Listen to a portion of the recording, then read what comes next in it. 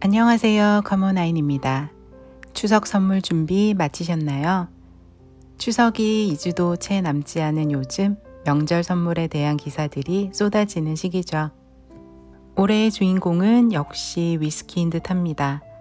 지난해 국내 위스키 시장 규모는 출고가의 기준으로 192억 원으로 2년 전인 2021년에 비해 무려 231% 상승했다고 해요.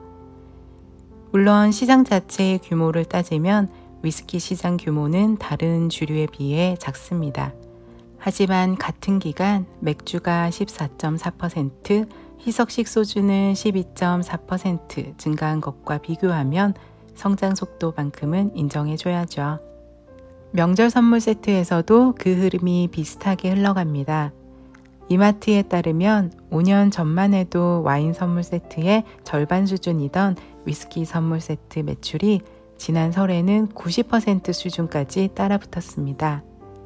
롯데마트 역시 위스키 선물 세트가 매년 35에서 85%의 성장세를 보였으며 이번 추석에는 주류 선물 세트의 40% 정도가 위스키 상품군이라고 하네요.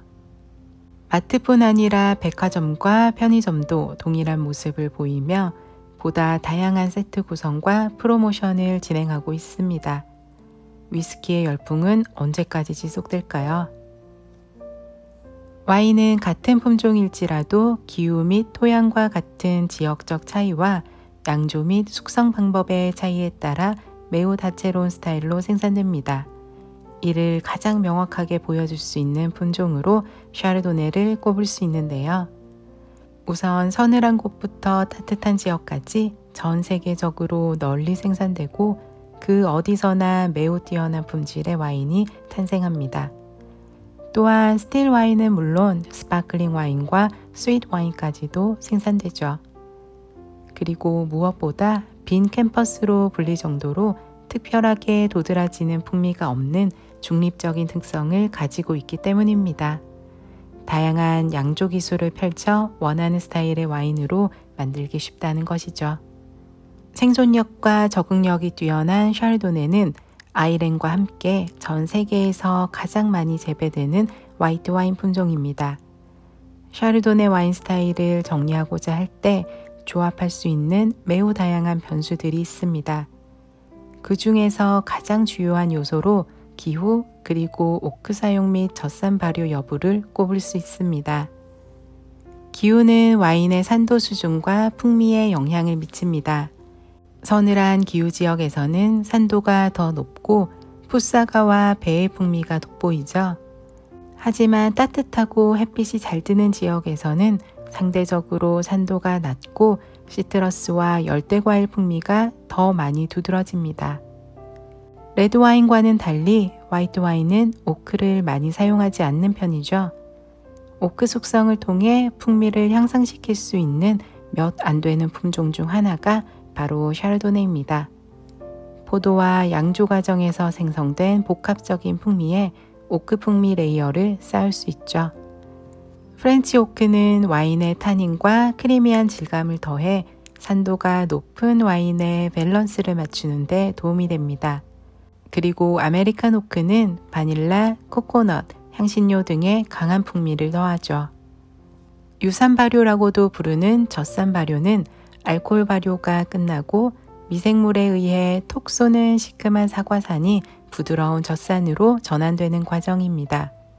버터, 크림과 같은 유제품의 풍미가 더해지고 크리미하고 오일리한 질감을 얻게 됩니다.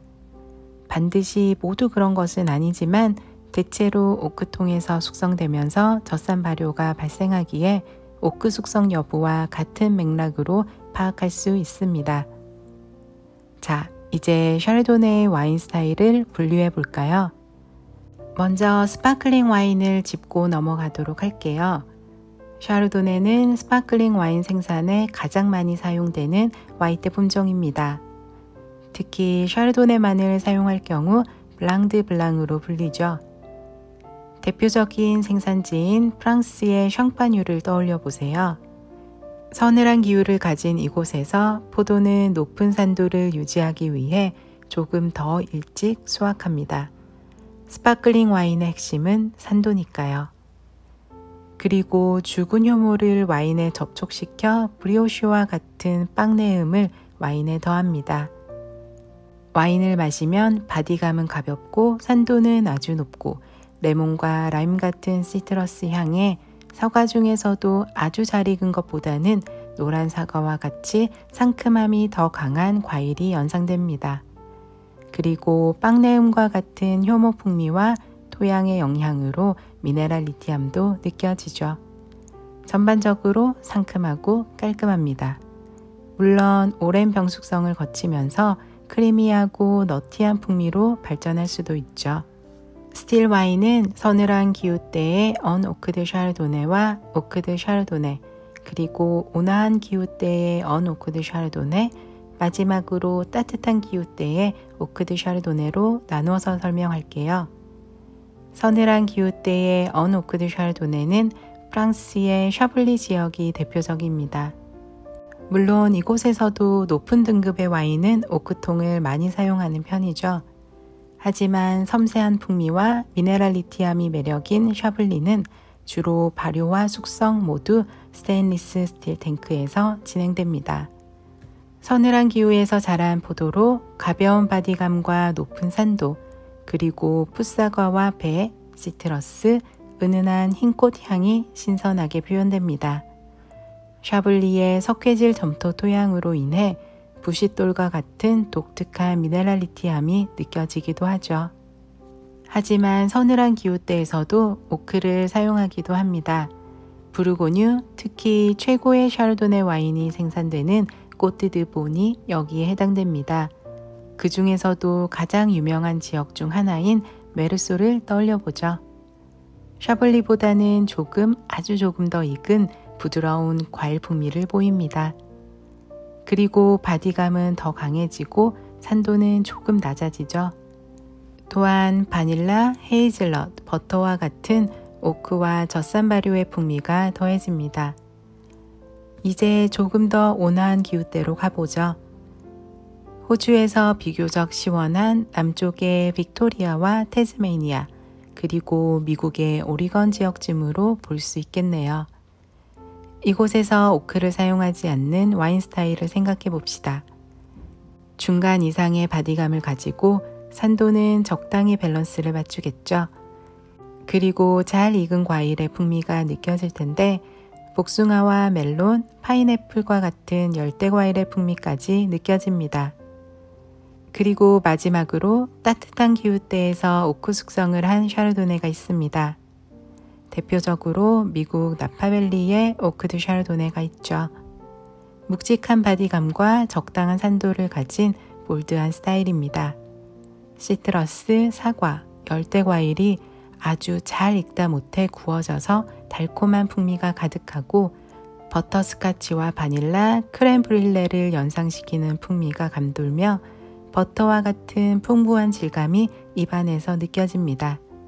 알코올 도수가 14%를 넘기도 할 정도로 강렬한 풀바디 와인이죠. 같은 포도임에도 어디에서 그리고 누구에 의해 만들어지느냐에 따라 그 모습은 천차만별입니다. 이런 것이 와인의 매력이 아닐까요? 편안한 주말 보내세요. 감사합니다.